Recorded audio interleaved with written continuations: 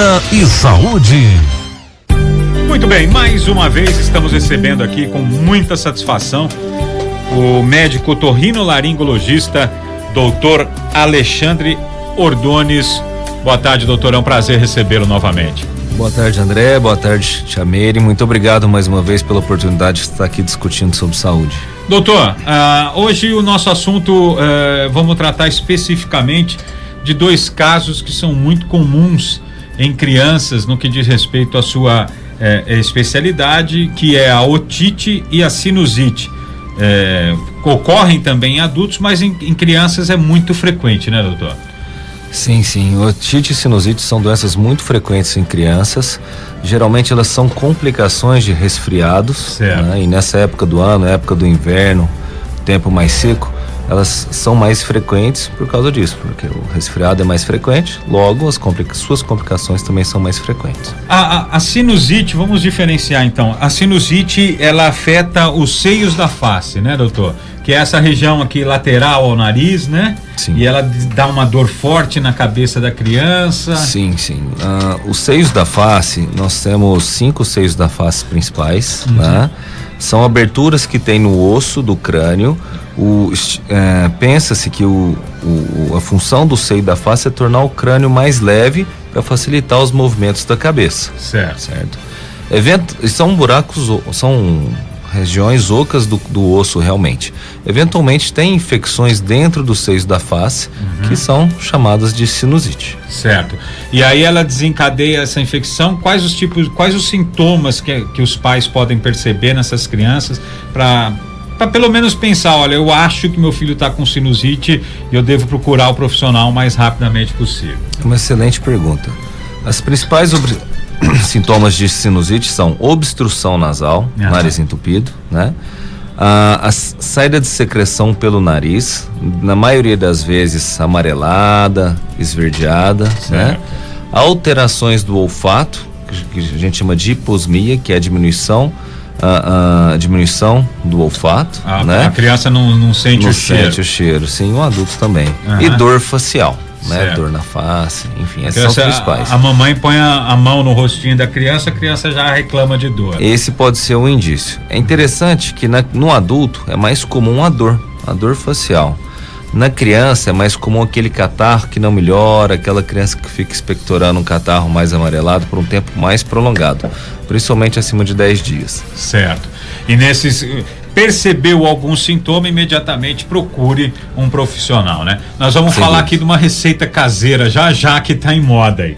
Doutor, a otite, como é que um pai, uma mãe percebe que a criança está com uma otite e dá aquela dor no ouvido? Vamos falar claro, dá aquela dor no ouvido que é horrível, não tem como controlar, não tem como pegar. Como é que percebe mais ou menos os sintomas para não chegar naquela dor, vamos dizer assim, muito forte? O principal sintoma de otite é dor de ouvido. Sim. A otite pode ser classificada de otite externa, que é aquela do tímpano para fora, que é a infecção da pele do ouvido. Geralmente ocorre depois de nadar, natação, enfim. E a otite média, que é aquela atrás do tímpano, vamos dizer assim, que na maioria das vezes é uma complicação do resfriado. A criança que está resfriada começa a queixar dor no ouvido, a chance de ser uma otite é muito grande, mas claro que deve ser examinado. Eu me recordo que eu tive uma vez, quando criança, dor no ouvido, e é uma dor horrível, né, doutor? Não tem como se apertar, não tem como se apalpar, não tem como você fazer nada para suportar aquela dor, né? É péssimo, sim, realmente. Claro que toda otite deve ser avaliada, deve ser tratada, eventualmente tem que ser utilizado antibiótico, anti-inflamatório para evitar complicações, mas uma receita caseira para amenizar a dor é colocar compressa quente no ouvido que está doendo. Claro que não pode ser muito quente para não queimar a pele do ouvido, mas o calor local realmente diminui muito a dor. Certo. Vamos falar, doutor, o que vem acontecendo ultimamente? Temos visto, divulgado e propagado uma receita caseira que eu gostaria que o senhor falasse para nós qual que é realmente o efeito disso no organismo e se o senhor sabe de onde surgiu isso. As mães ultimamente estão pingando água oxigenada no ouvido das crianças, até mesmo de adolescentes, alguns adultos, alegando que isso interfere no organismo de forma positiva, evitando infecções. Isso existe, doutor? Olha, recentemente uma blogueira famosa que chama Bela Gil, ela publicou no seu Instagram, nas suas redes sociais, sobre o uso de água oxigenada no ouvido. Nós, atualmente eu faço parte da diretoria da Sociedade Brasileira de Otorrino, prontamente publicamos uma matéria na Folha de São Paulo desmentindo esse fato. A água oxigenada tem lá seus benefícios, mas no ouvido não deve ser utilizado. Em caso de otite externa, pode até aumentar a lesão que já pré-existente. Então, a água oxigenada não deve ser utilizada. Além disso, se o tímpano estiver perfurado, pode ter lesões que podem ser até mesmo irreversíveis.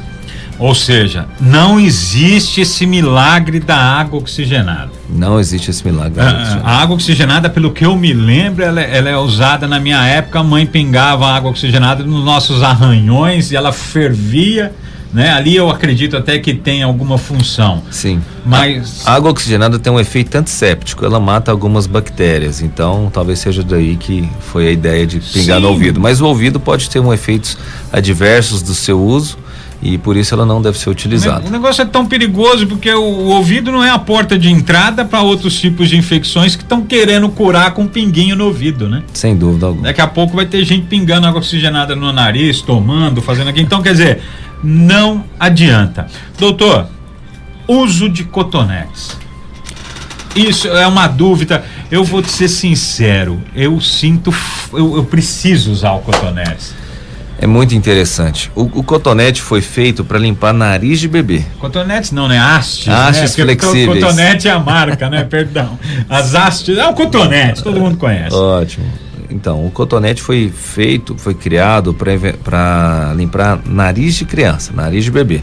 Aquela criança com o nariz está muito entupido, você pode limpar aquela secreção que fica na entrada do nariz com cotonete. Certo. No entanto, aquelas pessoas que têm problema de coceira crônica no ouvido, vê lá o haste, o algodãozinho e acaba levando no ouvido. Qual que é o problema do cotonete?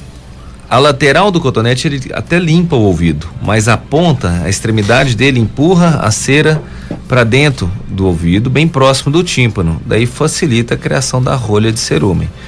Ou seja, o cotonete não deve ser utilizado para limpar o ouvido. Isso pode, com o decorrer do tempo, pode prejudicar até a audição da pessoa? Se fizer uma rolha de cerumen, sim. E eu já vi alguns casos de perfuração do tímpano por cotonete. Às vezes a pessoa introduz tanto o cotonete que fura o tímpano, que é só com cirurgia para voltar ao normal. E tem gente que produz mais cera do que outro indivíduo? Existe algum tipo, por exemplo, aquele mito assim, a tia Meire trabalha, a gente trabalha com fone de ouvido, exige muito do ouvido e tal, isso proporciona uma maior quantidade de cera? Como é que é? Nisso são dois pontos interessantes. Primeiro, a glândula que produz cera no ouvido é a mesma glândula que produz o suor em outras partes do corpo. Certo. Do mesmo jeito que tem gente que transpira mais, há pessoas que produzem mais cera. Certo. Qual o problema do fone de ouvido? O fone de ouvido tipo concha não apresenta maiores problemas.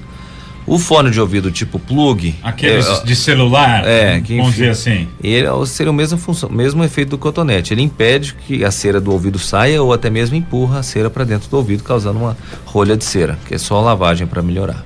E como é que a pessoa deve fazer higienização do ouvido? O ideal para limpar a cera do ouvido é limpar somente aquela cera que sai para fora do conduto auditivo, só aquela cera que está na orelha, né? Se a cera estiver muito lá dentro, o ideal é não introduzir nenhum tipo de objeto, seja chave, palito, que a gente tem costume de ver. Chave é bom. Chave, enfim, porque pode empurrar a cera para dentro do ouvido e até mesmo furar o tímpano. Quando entope, tem pessoas que produzem mais cera, aí o ideal é procurar um médico especialista para fazer uma limpeza, uma lavagem de ouvido. Certo. E essa lavagem de ouvido, doutor, ela tem uma frequência recomendável para as pessoas procurarem os médicos ou não? Não. Cada um tem sua sua demanda, né? Nem 90% da população não precisa fazer limpeza de ouvido, né? Aquela menor parte da população que precisa, cada um tem sua rotina. Tem pacientes que eu limpo a cada 2 meses, tem outros que é uma vez por ano, cada um tem sua demanda. Olha para você ver aonde vai a conversa e as dúvidas começam a aparecer, e eu tenho certeza que muita gente vai entender o que eu vou falar agora. Algumas vezes você está andando em algum lugar, ou dentro de um avião, dentro de um ônibus, e você sente que o seu ouvido entupiu. Dizem que é a pressão, né? Sim. E aí a pessoa aperta o nariz e faz força para desentupir. Isso é perigoso, doutor? Não, isso é até recomendado, principalmente logo após a decolagem, quando está subindo, 2 minutos depois da decolagem, e antes de descer. Programou a aterrissagem, 15 minutos antes já pode tampar o nariz e soprar, que a gente chama de manobra de valsalva. Vale a pena. Tá certo. Ô doutor, eu quero agradecer imensamente mais uma vez sua visita. Tenho certeza que tiramos dúvidas aí esclarecedoras. Lembrando sempre, pessoal que quiser passar, tá com algum problema, precisa passar em consulta com o otorrino. Aonde encontra o senhor? O meu consultório é na Avenida Arouca, 285. Telefone? 3521-9474. Tá certo, doutor. Muito obrigado pela participação e com certeza ainda mais vezes vamos nos encontrar. Obrigado mais uma vez pela oportunidade. Um abraço. Doutor Alexandre Ordones, otorrino, daqui a pouco a gente volta. Jornal da Vida.